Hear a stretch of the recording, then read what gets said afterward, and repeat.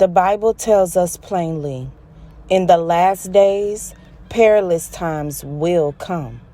Not just violence, not just chaos, not just moral decay in the streets, but fracture in families, division in homes, brokenness in bloodlines. And one of the most painful truths of prophecy is this: sometimes the danger isn't outside the house. Sometimes the battle isn't in the world. Sometimes the war is inside the family. Sometimes it's mothers and daughters. Not with fists, not with screaming, but with silence, with withheld wisdom, with emotional competition, unresolved trauma, unspoken jealousy, with generational wounds that were never treated, only transferred. We saw a modern picture of this when Evelyn Lozada sat down with her daughter Shaniece Hairston and the game on the Drop the Low podcast. What the world called celebrity drama, what social media turned into gossip, what blogs framed as betrayal and rumors was really something much deeper. It was a generational conversation, a daughter confronting her truth, a mother confronting public perception, a family confronting unresolved history, and a child, Blaze, now standing in the middle of their story. Shaniece spoke openly about grief, not just grief over a relationship, but grief over expectations, over identity, over the future she thought she would have. She said something powerful. When you share a child with someone, you can't just be done with them. This is for life. That's not just co-parenting. That's emotional maturity. That's generational awareness. That's understanding that trauma doesn't end with a breakup. It continues through bloodlines. I felt really sad for Shaniece, watching her on the podcast, her voice trembling, her mother's laughter in her ear, and the father of her child siding with her mom, co-signing things with her mom, and her mom co-signing things that he was saying that you can tell Shaniece wanted her mother's support. She wanted this opportunity for her mother to help her confront the game about the things that he promised and expectations that she had. But unfortunately, her mother did not prepare her for the game. You know, the game of life, the game of men, the game of love, and the game of relationships. And it could be because she doesn't know it herself, or she knows it and she treats it like a game and she enjoys the game. Some mothers enjoy the game in relationships. They enjoy the ups and downs of things, the ins and outs. They don't see anything wrong with the drama and the toxicity of the way they move in life and the decisions they make. But a child that has grown up in certain things, but also has gotten exposure of another side of life, may feel differently. And that's what Shaniece looks like to me. She has grown up with an awareness of, I don't have to choose this. Our mothers grew up in a time where they couldn't see past what they were experiencing. They couldn't see past what they were feeling and seeing. But we, the daughters that are having children now, see past that. They see past their mother's toxic behaviors, choices, and decisions and want something different. But just wanting something different does not mean you will always accomplish that. It takes action. Your choices and decisions have to line up with that. But what happens is you don't see that route. You don't see somebody making better choices and decisions. So when it's time for you to come up to bat, you may hit just like your mom hit. You may do things exactly the way you don't want to do it until you are introduced to new ways of living and being, and seeing someone make those choices and decisions because you were nurtured in an environment where the opposite was always happening.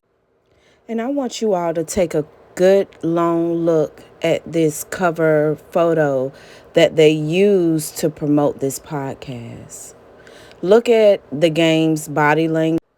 Look at the direction his head is leaning. Look at the direction Evelyn Lozada's head is leaning towards. Their body is coming more together to each other. Shaniece is trying to lean into him, and he is pulling his other leg away, his shoulder away from her. And this picture says a lot. As a magazine publisher, I look at covers, and oftentimes the photo says something. There is a message. Even when people don't intend to say something in a photo, they can still say something. And this photo says something the way they're leaning into each other. In the interview, they leaned into each other. There were many times that Evelyn laughed off things that Shaniece was taking very seriously. And this is one of the ways that mothers drop the ball for their daughters, intentionally and sometimes unintentionally. You know, they have this wisdom and this knowledge, and instead of giving it to you to empower you to make better choices and decisions, they'll withhold it. They won't say anything to watch you fall into the same pitfalls so that they can still remain in a higher position above you, and they will breadcrumb you.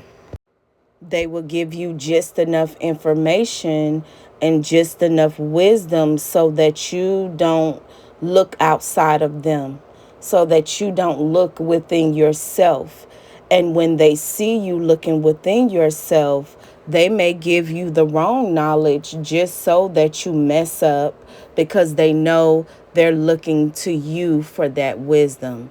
And for a very long time, I would look around to other people to confirm for me certain things, but the answer is always within you. You have to trust yourself. And I know that's difficult because as a daughter, as a son, as a child, you may say, I should be able to trust my parent to give me good wisdom and good information. But not everybody has that. And I'm grateful for the internet for exposing that, and, being able to meet people to confirm that within myself, but there was a time when I literally had to walk alone because everybody I would turn to would not understand. They would say, well, that's your mom, and that famous scripture, honor thy mother and thy father, and you only get one mom, and all of the sayings that people say to excuse poor behavior of mothers and parents. And so, unfortunately, you see Shaniece, her voice is trembling, and she's really trying to get some validation of her feelings and what she believes on the inside. And her mother just continuously drops the ball and even is flirtatious with the game. And you got to understand that that is how some mothers remain in control of your life, by, doing that, flirting with your husband or your boyfriend or whatever, just to continuously show you as the daughter that, hey, I'm in control of these things and my ways get me what I want, and your ways will not get you what you want. But you have to understand that her ways draws certain people.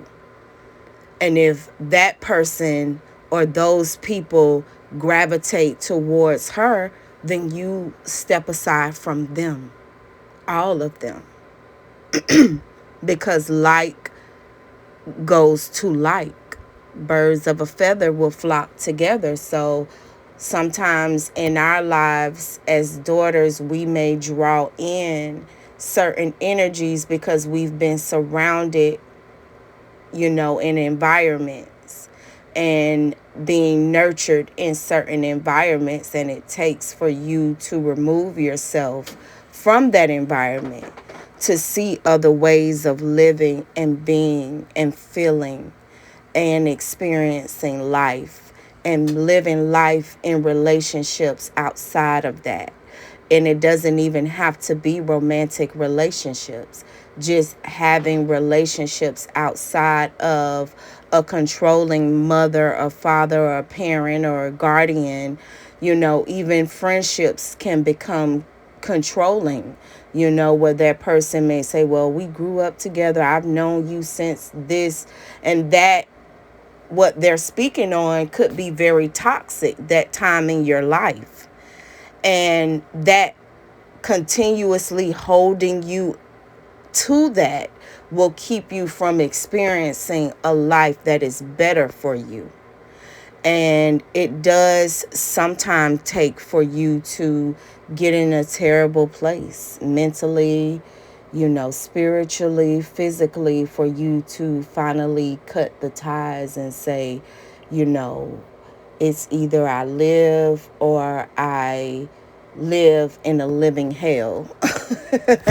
So, and in my opinion, the way that Evelyn was behaving and the way the game was responding to her behavior and they was responding to each other, I definitely feel like there is some chemistry there that, has been tried out, tested a little bit. They talk about how much they've talked, how the relationship, they kind of hint towards it that they have. It seems to be very close, more close than what Shaniece has, and they share a child together. That's hurtful.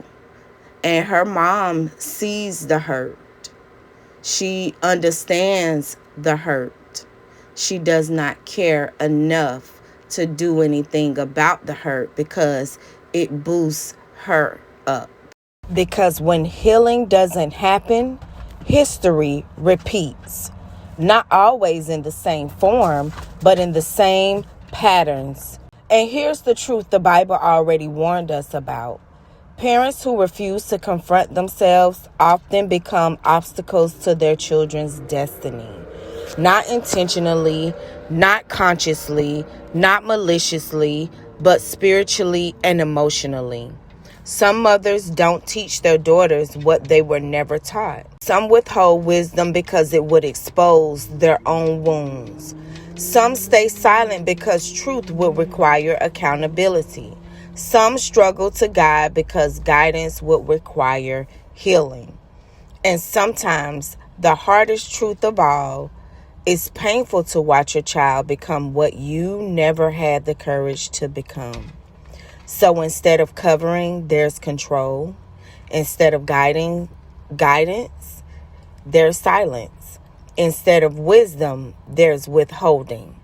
Instead of protection, there's projection. Not because of hate, but because of unresolved trauma. The Bible shows us this pattern again and again. Joseph's brothers sabotaged him out of jealousy. Saul tried to destroy David out of insecurity. Eli refused to correct his sons and lost his legacy. Hagar and Sarah passed down generational conflict. The pattern is ancient. Unhealed people damage what they don't heal. And this is what mothers against daughters looks like in real life. Not always abuse, not always abandonment, not always cruelty. Sometimes it's emotional sabotage. Sometimes it's spiritual competition. Sometimes it's silence where wisdom should live. Sometimes it's watching your daughter fall, because healing would require self-confrontation. But here's the truth that breaks curses. Trauma is not permission to transfer damage. Pain is not an excuse to pass down dysfunction. Silence is not protection. Control is not love. Withholding truth is not parenting. And now let me speak from my own heart. As a mother, as a daughter, as a woman who has had to unlearn survival, as someone who has had to confront my own wounds, I know this truth personally. Healing is uncomfortable. Self-reflection is painful. Accountability is humbling. Growth is confronting. But I also know this. My children are not my competition. Their future is not my insecurity. Their becoming is not my threat. Their destiny is not my loss. If my healing creates their freedom, then healing is my responsibility. Because I refuse to be the reason my children struggle. I refuse to be the reason they doubt themselves. I refuse to be the reason they inherit pain I was supposed to confront. The Bible didn't just warn us about darkness.